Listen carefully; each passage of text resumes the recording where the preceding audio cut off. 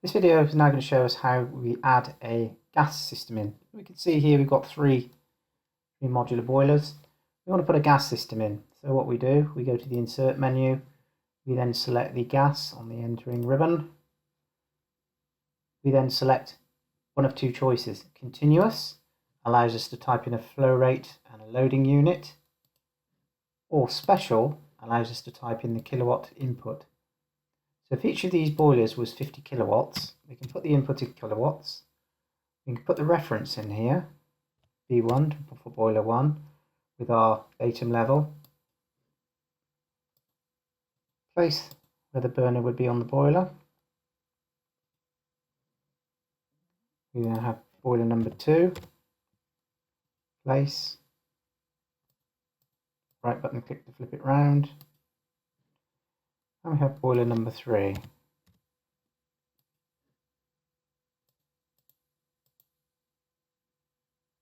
Again, once we've placed our final load, pressing escape cancels the placement of the item, and we kill the command by clicking on the dialog box. Again, it's a case of routing pipework with all the same functionality as the hot and the cold. We go to distribution pipes. We then select our load, establish a pipe run, move to the ceiling, and so we have a gas main position coming in, floor level, move to click with our entry point, where again we have, is this a fourth system, but it's the first of the gas systems.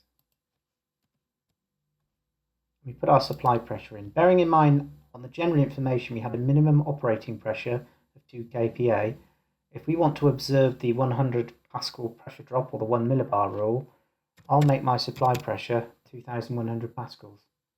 And OK. And then we connect our pipe runs in.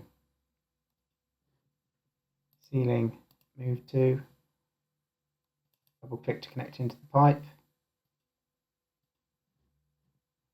Ceiling, move to, and I double click, connect into that pipe. Again, display calculate, hot water, cold water, this time it's gas. Again, if you had more than one system, the command line would ask us to select a pipe or appliance associated with the system.